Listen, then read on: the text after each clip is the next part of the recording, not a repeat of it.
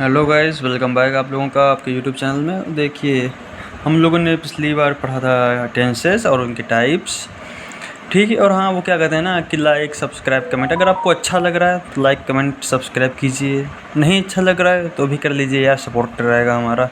तो ठीक है, फिलहाल आज हम लोग पढ़ेंगे present indefinite tense. Okay, so let's go. हाँ तो दोस्तों, आज हम लोग पढ़ेंगे प्रेजेंट इंडेफिनिट टेंस। विश्वास मानिए मेरा, ये जो हाँ वीडियो क्वालिटी गंदी है मैं मानता हूँ, ठीक है, लेकिन विश्वास मानो इस टेंस में पढ़ा रहा हूँ, बिल्कुल एक आसान तरीके से पढ़ा रहा हूँ, आपके हमेशा काम आएंगे। चलिए ठीक है, इंट्रोडक्शन तो होता रहेगा यार, 20-20 पढ़ेंगे। प्रेजेंट इंडेफिनिट टेंस सबसे पहले क्या होते हैं, फालतू कोई बात नहीं, क्या समझे। प्रेजेंट इंडेफिनिट टेंस क्या होते हैं, जिन वाक्यों के अंत में ता है, ती है, ते हैं, आता है। आता है कहाँ आता है,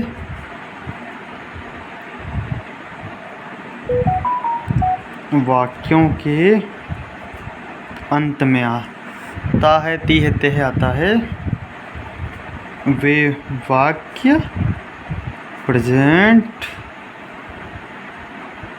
इंडेफिनिट टेंस के होते हैं। क्या समझे, जिन वाक्यों के अंत में ता है, ती है, ते है, आते हैं, वो वाक्य प्रेजेंट इंडेफिनिट टेंस के होते हैं। जैसे राम आम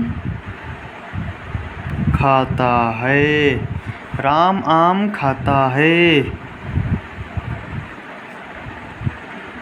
लड़का स्कूल जाता है। इन वाक्यों के अंत में क्या है, ता है, ती है, ते है। तो ये वाक्य कौन से हुए, ये वाक्य हुए प्रेजेंट इंडेफिनिट टेंस के, प्रेजेंट इंडेफिनिट टेंस के। और दोस्तों अब मेरी बात सुनो, प्रेजेंट इंडेफिनिट टेंस, अच्छा ये जो हमने लिखा है राम आम खाता है, लड़का स्कूल जाता है, ये भी तो हो सकता है कि राम आम नहीं खाता है।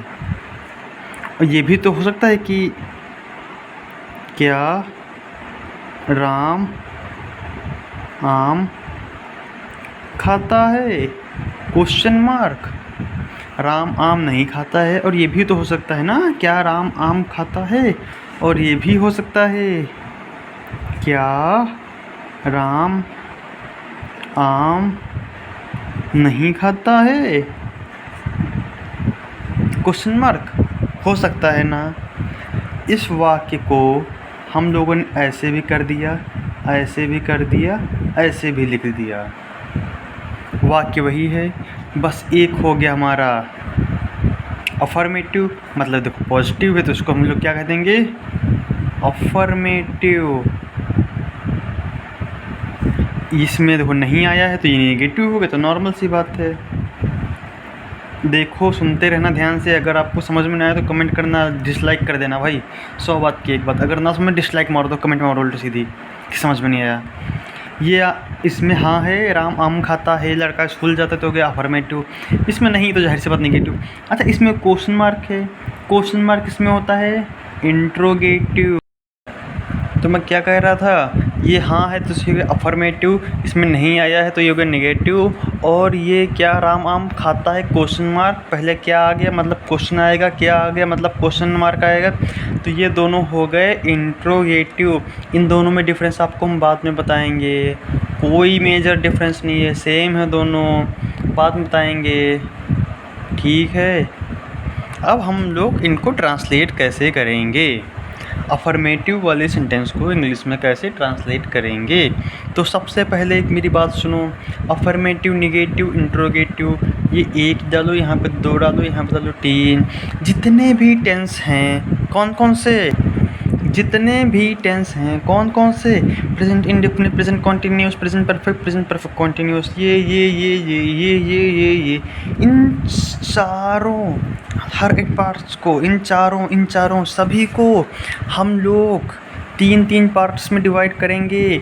वो 3 पार्ट्स कौन से होंगे, वो 3 पार्ट्स कौन से होंगे, वो 3 पार्ट्स होंगे, अफर्मेटिव, निगेटिव और इंट्रोगेटिव। प्रेजेंट इंडिफिनिट कितने पार्ट्स में डिवाइड किया जाएगा? 3 पार्ट्स में, अफर्मेटिव, निगेटिव, इंट्रोगेटिव। ऐसे ही present indefinite, past indefinite, future indefinite, present perfect, past perfect, future perfect, सब 3 पार्ट्स में डिवाइड होंगे। समझ गए ना? समझे कि नहीं समझे? तो सबसे पहले हम लोग इस वाक्य को इंग्लिश में करेंगे ट्रांसलेट। राम आम खाता है। तो ये कौन सा वाक्य है? हाँ का है, हाँ वाला, अफर्मेटिव। तो हम लोग प्रेजेंट इंडेफिनिट टेंस के अफर्मेटिव के बारे में ट्रांसलेट करेंगे। अफर्मेटिव का रूल होता है, क्या होता है? सब्जेक्ट प्लस मेन वर्ब की फर्स्ट फॉर्म में यस और ईएस और plus object. Subject plus main verb की फर्स्ट फॉर्म में यस और ईएस प्लस ऑब्जेक्ट। क्या समझे? सब्जेक्ट प्लस मेन वर्ब की फर्स्ट फॉर्म में यस और ईएस प्लस ऑब्जेक्ट। तो मैक्सिमम हम लोग यस का ही प्रयोग करते हैं। यस और ईएस का प्रयोग करना अपने आप जान जाएंगे। क्या समझे? जान जाएंगे। तब तक हम लोग इसको ट्रांसलेट करते हैं। जैसे लिखा है राम आम खाता है। सब्जेक्ट क्या है? राम। तो यहाँ पे क्या लिख देंगे? राम। मेन वर्ब क्या है? खाता। क्या है? खाता। खाता खाता खाता की इंग्लिश क्या होती है? ईट।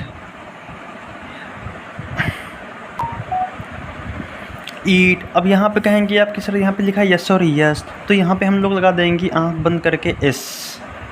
ये कैसे लगाएंगे अभी आपको बताएंगे, ठीक है? हाँ, फिलहाल आप एक चीज़ का ध्यान रखिए, अगर यहाँ पे बहुवचन होता, हमारा सब्जेक्ट प्लूरल होता, तो यहाँ पर यस और यस का प्रयोग नहीं करते। इसका एग्जाम्पल अभी आपको हम देंगे, ठीक है? ये क्या हो गया? राम, मेन वर्ब ईट्स और प्लस ऑब्जेक्ट। ऑब्जेक्ट क्या है? मैंगो। तो यहाँ पे क्या लिख देंगे? मैंगो। राम आम खाता है। Ram Yeats mango. अभी से सिंगुलर है, एक वचन है। अगर यहाँ पर होता वे आते हैं, वे का मतलब हो गया प्लूरल, ठीक है? वे को क्या कहेंगे? दे। क्या करेंगे? मेन वर्ब क्या है? आते। आते की फर्स्ट फॉर्म दे, आने का मतलब कम। अब इसमें बताओ यस का प्रयोग करेंगे कि यस का प्रयोग करेंगे? इसमें कोई प्रयोग नहीं करेंगे क्योंकि ये प्लूरल है। सिंगुलर के साथ यस और ईएस, प्लूरल के साथ कुछ नहीं। क्या समझे? प्लूरल के साथ कुछ नहीं। अफर्मेटिव कंप्लीट हो गया। अब आते हैं निगेटिव पे। निगेटिव पे जैसे लिखा है, सबसे फार्मूला लिखते हैं, सब्जेक्ट प्लस डू या does not plus main verb की first form plus object. Similarly Ram आम खाता है। सब्जेक्ट क्या है? राम। सिंगुलर है तो डज नॉट, प्लूरल है तो डू नॉट। ये नोट्स में आपको साफ साफ लिखा होगा, ठीक है? राम के साथ सिंगुलर है ना, तो क्या करेंगे? Does not. मेन वर्ब की फर्स्ट फॉर्म क्या है? खाता, तो ईट। ईट के साथ यस का प्रयोग करेंगे कि यस का प्रयोग करेंगे? कोई नहीं, क्योंकि इसमें ई एस का प्रयोग यहाँ पर हो गया है। अभी थोड़ी देर पहले मैंने आपसे कहा था कि मैक्सिमम एस का प्रयोग करते हैं, तो ई एस का प्रयोग हम लोग कहाँ करते हैं? इसका प्रयोग केवल इस ई एस में होता है, बस, और कहीं नहीं होता है। आँख बंद करके ये सोच लो बस। आप कुछ भी लिखोगे, अगर अफर्मेटिव का सेंटेंस है, सिंगुलर है, तो केवल यस का प्रयोग करोगे बस। तो ये क्या हो गया? राम डज नॉट, मेन की फर्स्ट फॉर्म ईट, ऑब्जेक्ट क्या है? मैंगो। कोई दिक्कत? अब हम लोग आएंगे तीसरा, क्या राम आम नहीं खाता है? तो ये हो गया हमारा इंट्रोगेटिव। तो सबसे इसका फार्मूला क्या होता है, फार्मूला बनाना सीखो। जैसे सबसे पहले हम लोग क्या कर देंगे, डू या हाँ। तो दोस्तों आपके लेक्चर में एक फालतू का कट लगाना पड़ा है, तो हम लोग इंट्रोगेटिव पर थे। इसका फार्मूला क्या है, डू या does plus subject plus not plus main verb की first form, first form plus object. क्या समझे, डू या डज हम लोग किसके अकॉर्डिंग यूज़ करेंगे, सब्जेक्ट के अकॉर्डिंग। ठीक है, हमारा वाक्य है, कहाँ गया ये, इधर इधर इधर।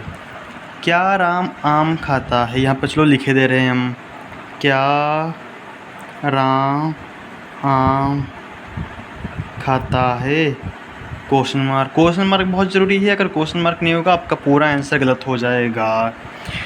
सब्जेक्ट के अकॉर्डिंग डू या डस का प्रयोग करते हैं। सब सिंगुलर के साथ क्या बताया था, सिंगुलर के साथ डज, प्लूरल के साथ डू। तो यहाँ पे क्या है, सब्जेक्ट हमारा क्या है, राम। चलो राम पहले लिखो, subject R A M, singular है तो यहाँ पे हो जाएगा डज। अब कहोगे सर डज हो गया, सब्जेक्ट नॉट का यूज़ करेंगे, इसमें नॉट लिखेंगे ना, नहीं। क्या इसमें नहीं है, क्या नहीं, तो इसमें नॉट नहीं लिखेंगे। फिर आगे इसको स्किप कर दो। मेन वर्ब की फर्स्ट फॉर्म ईट, मैंगो, ऑब्जेक्ट क्या है, मैंगो। क्या राम आम खाता है, डज राम ईट मैंगो। ये क्या हो गया, प्लस, सॉरी। अच्छा दूसरा था नॉट का स्लो प्रयोग कर लेंगे, क्या राम आम नहीं खाता है, question. Does subject Ram, not नहीं, ईट मैंगो, क्वेश्चन मार्क। अच्छा लास्ट है क्वेश्चन मार्क, तो दो टाइप्स का होता है, ठीक है। अगर यहाँ पे होता है, ये फार्मूला उनके लिए है जिनमें क्वेश्चन मार्क आपका पहले आ गया। अगर आपका होता राम आम क्यों नहीं खाता है, इसमें तो आपको क्वेश्चन मार्क बीच में है, तो उसको सबसे पहले ले आओ, वाई। बाकी सिमिलर ही है, does Ram not eat mango. भाई 10-12 मिनट के लेक्चर में आपका प्रेजेंट इंडेफिनिट टेंस कंप्लीट हो गया, इसके लिए कॉन्ग्रेचुलेसन्स। अगर आपको कहीं डाउट है तो पूछो, बताओ, सजेशन है तो प्लीज़ बताइए। बाकी लाइक करो, कमेंट करो, शेयर करो, सब्सक्राइब करो, शेयर करो। नोट्स चाहिए कमेंट करो, सीधे PDF मिलेगी आपको फ्री ऑफ कॉस्ट। कुछ आपके स्कूल के प्रॉब्लम है कमेंट करो। और बाकी thank you so much, please. और हाँ प्रेजेंट इंडेफिनिट तो अभी जल्दी लेक्चर आ जाएगा आपका, 10 मिनट बाद ही आ जाएगा प्रेजेंट कॉन्टीन्यूअस टेंस का। Thank you.